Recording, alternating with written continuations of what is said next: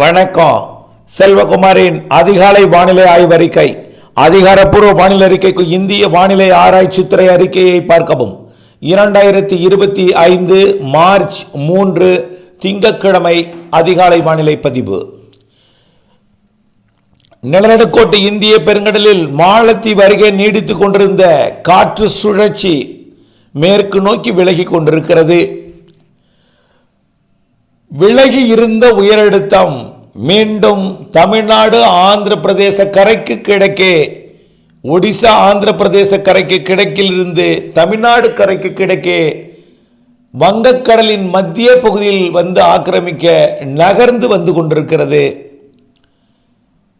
தாழ்வு விலகியதால் உயரழுத்தம் ஆக்கிரமித்து பனிப்பொழிவை மூடு பனிப்பொழிவை தொடக்கி இருக்கிறது.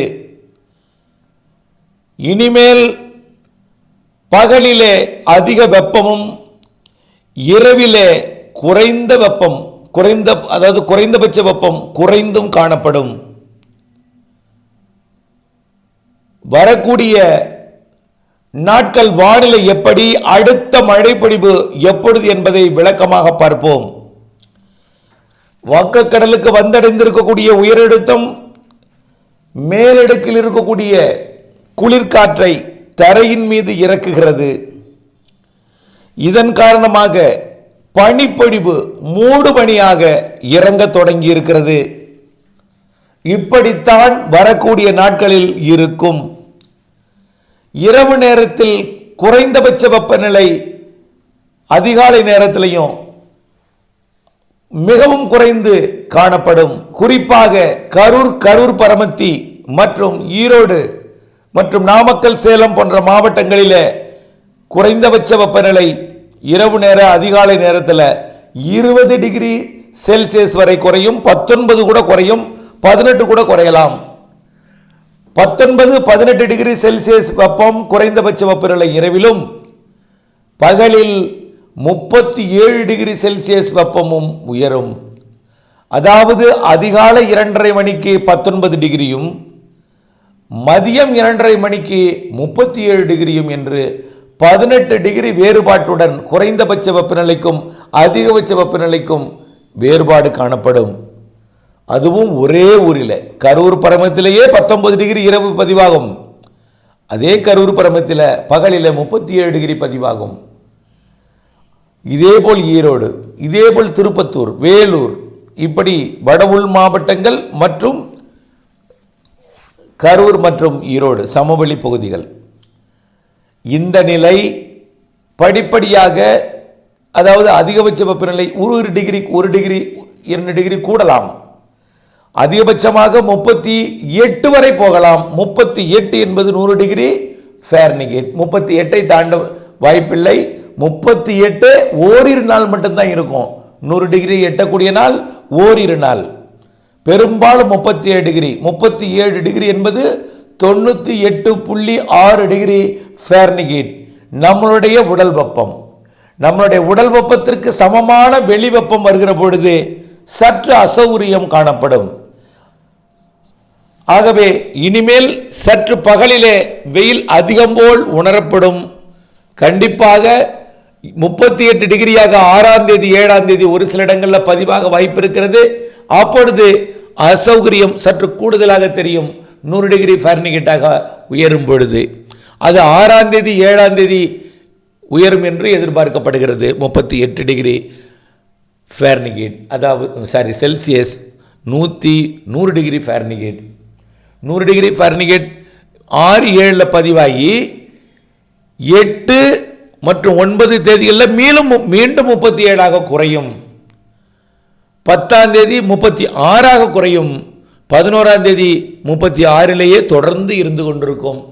36 டிகிரி செல்சியஸ் வெப்பத்திற்கு குறையாமல், அதாவது 96.8 டிகிரி. 36 என்பது 96.8, 37 என்பது 98.6, 38 என்பது 100 டிகிரி.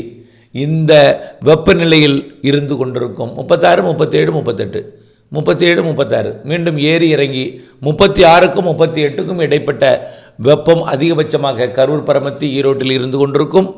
வட உள் மாவட்டங்களில். கடலோரத்தை பொறுத்த வரைக்கும் 34 இருக்கும். இப்படி பகல் வெப்பம் உயர்ந்தும் இரவு வெப்பம் குறைந்தும் உயரழுத்தம் கொடுக்கும், மேக உற்பத்தியை தடுக்கும். இன்றைக்கு ஒரு நாள் தென் மாவட்டங்களில் மேகமூட்டம் இருக்கலாம். நேற்று இரவு வரை மழை பொழிந்து விலகி இருக்கிறது இன்றைக்கு அதிகாலை. அடுத்த காற்று சுழற்சி 11ஆம் தேதி மேகமூட்டத்தை ஏற்படுத்தும். 11ஆம் தேதி டெல்டா மாவட்டங்களுக்கும் தென் மாவட்டங்களுக்கும் 11ஆம் தேதி மார்ச் 11 மேகமூட்டத்தை ஏற்படுத்தும். நான் மீண்டும் மீண்டும் அறிவிக்கிறேன், நீண்ட கால அறிக்கையில் அறிவித்தது தான் 2, 12, 22 என்று 2இல் முடியக்கூடியதாகத்தான் இருக்கும். இப்படித்தான் ஏப்ரலையும் இருக்கும், இப்படித்தான் மேலையும் இருக்கும். பொறுத்திருந்து பாருங்கள். அடுத்ததாக 11, 12 இந்த நாட்களை ஒட்டி அந்த முன்னும் பின்னும் இருக்கும்னு சொல்லியிருந்தோம். ஒருவேளை 12 ஒரு நாள் 13 கூட மாறலாம். இதை ஒட்டி இருக்கும் வரக்கூடிய கோடை சுழற்சிகள், கோடை நிகழ்வுகள். அதன் அடிப்படையில் வரக்கூடிய 11, 12, 13, 14, 15 தேதிகளிலே காற்று சுழற்சி இலங்கைக்கு தெற்கே, குமரிக்கடலுக்கு தெற்கே, மாலத்தீவு அருகே நிலநடுக்கோட்டை ஒட்டி பயணிக்கும் பொழுது கிழக்கு காற்று தமிழ்நாட்டில் ஏற்றப்பட்டு கிழக்கு காற்றால் வெப்பம் தனியும், கொஞ்சம் 38 என்பது 36ஆக குறையும். அதே நேரத்தில் மேகமூட்ட வானிலை, புழுக்க வானிலை, ஆங்காங்கே தூறல் நனைக்கும் மழை பொழிவு வானிலை மார்ச் 11 15 வரை டெல்டாவிற்கும் தென் மாவட்டங்களுக்கும் உள் மாவட்டங்களுக்கும் மேற்கு தொடர்ச்சி மலை மாவட்டங்களுக்கும் கொடுக்கும். நல்லா பார்த்துக்கணும், என்ன வார்த்தையை பாருங்க. வெப்பம் தணிந்து மேகமூட்டத்தை உருவாக்கி புழுக்கம் அதிகரித்து ஆங்காங்கே இடிமழை மேகத்தை உருவாக்கி நனைக்கும் மழை, தூறல் மழை பொழிவை ஆங்காங்கே டெல்டா மாவட்டங்கள், தென் மாவட்டங்கள், மத்திய உள் மாவட்டங்கள், மேற்கு தொடர்ச்சி மலை மாவட்டங்களுக்கு ஒதுக்கி ஆங்காங்கே கொடுக்கும். பெரும்பாலும் மழை நனைக்கும் மழை, லேசான மழை 11 15ஆம் தேதி வரை. அடுத்தது 15 மீண்டும் வெப்பம் உயரும். 15 மீண்டும் 38 ஆகும், 37 ஆகும், 16 மீண்டும் 37 ஆகும், 38 ஆகும், மீண்டும் 38 டிகிரி செல்சியஸ், மீண்டும் 100 டிகிரியை மார்ச் 18, 17, 18, 19 தேதியை அடையும். மீண்டும் 20 தேதியில் குறைய தொடங்கும். 37, 36ஆக மார்ச் 21, 22 குறையும். பிறகு காற்று சுழற்சி நல்ல மழை பொழிவை அது தரும் என்று எதிர்பார்க்கப்படுகிறது. மார்ச் 22, 23, 24 சூரியனின் குத்துக்கதிர் அந்த நாளிலே நிலநடுக்கோட்டில் விழும். இப்படி நிகழ்வு வரும் பொழுது வெப்பம் குறைந்து மேகமூட்டம், தூறல், நனைக்கும் மழை, லேசான மழை என்றும், காற்று சுழற்சி நெருங்கி வந்தால் மிதமானது முதல் சற்று கனமழையும், நெருங்கி வருவதை பொறுத்து செட் ஆவதை பொறுத்து மழை அமையும். ஆனால் கோடையில் மழையும் இருக்கிறது. காற்று சுழற்சியால் மேகமூட்டம், தூறல், நனைக்கும் மழை பொழிவுகள் இருக்கிறது. இதில் மாதத்திற்கு ஒரு முறை, மாதத்திற்கு ஒரு நிகழ்வு நல்ல ஒரு மழை பொழிவை கொடுக்கும் அமைப்பை ஏற்படுத்தும் என்று எதிர்பார்க்கப்படுகிறது. நேற்று முன்தினம் டெல்டாவிற்கு தெற்கே கொடுத்தது போல டெல்டாவிற்கு தெற்கே நேற்றைக்கு தென் மாவட்டங்கள்லாம் 10 சென்டிமீட்டருக்கு மேல் மழை பொழிந்திருக்கிறது. இப்படிப்பட்ட வானிலை மீண்டும் மார்ச் இறுதியிலேயோ ஏப்ரல் மேயில் மாதத்திற்கு ஒரு நிகழ்வு வலுவான நிகழ்வாக, நல்ல மழை தரும் நிகழ்வாக இருக்கும். ஆனால் எல்லா நிகழ்வும் எந்த நிகழ்வாக இருந்தாலும் எல்லோருக்கும் மழை தராது, ஒதுக்கி தரும்.